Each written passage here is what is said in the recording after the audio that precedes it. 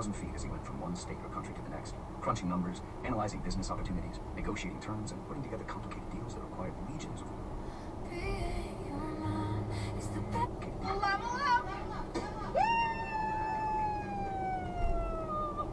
terms and putting together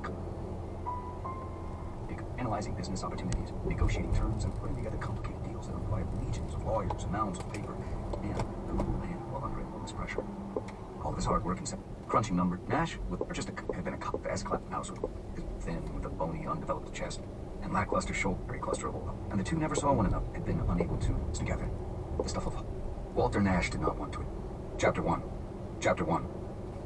Walter Nash did not want to attend the funeral. Who wanted to bury their father? Fortune had led his life, and Nash his, and the two never saw one another for the most part, although they resided in the same town. His father in an ordinary cluster of old homes, Nash behind a security gate that kept out all others, including probably those who lived in the ordinary cluster of old homes. Nash worked on his tie while he appraised himself in the mirror. 40 years old, a stitch over 6'3" and lanky, but too thin, with a bony, undeveloped chest, and lackluster shoulders, and stick arms and legs.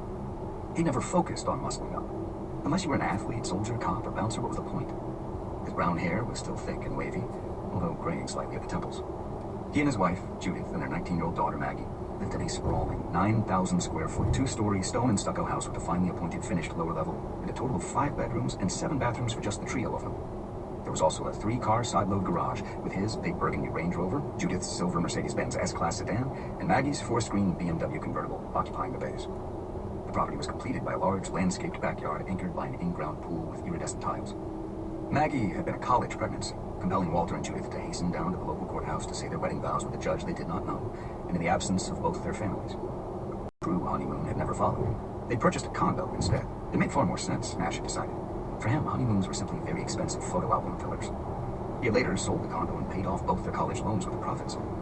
Nash was a senior executive VP at Sybaritic Investments. He had risen to that title after years of 100-hour weeks and brief or no vacations, and living at 35,000 feet as he went from one state or country to the next, crunching numbers, analyzing business opportunities, negotiating terms, and putting together complicated deals that required legions of lawyers and mounds of paper, and a cool hand while under enormous pressure.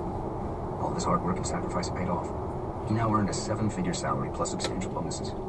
Although he adored them both, Nash was not overly close to his wife or daughter. It was simply not in his nature to be particularly intimate with anyone. They did not seem put off by his aloofness. Indeed, his wife and daughter welcomed him on those occasions when he did join them. The truth was, he had never made friends easily. An introvert, he was proficient and talented with numbers and moving money from here to there, and assembling business prospects together in ways that were visionary and value-enhancing. He could articulate all sorts of substantive and meaningful things having to do with such tasks, and also be a motivating and fair leader with his team. However, in truth, he preferred to be alone. He had had one friend, though, one that he missed terribly to this day. He was a Labradoodle named Charlie. They'd gotten him from a breeder when Maggie was 4. A year ago, as age and illness had robbed the senior dog of any quality of life, he had to put Charlie down. Nash had become so disoriented and breathless in the procedure that he had thought he was having either a panic attack or a heart attack. And that might be pathetic. Shedding tears for a dog might even come close to that level of grief for my father's passing? Yes, it probably did. Yet, in Nash's defense, Charlie had demanded nothing of his owner other than the ability, time, and space to adore him.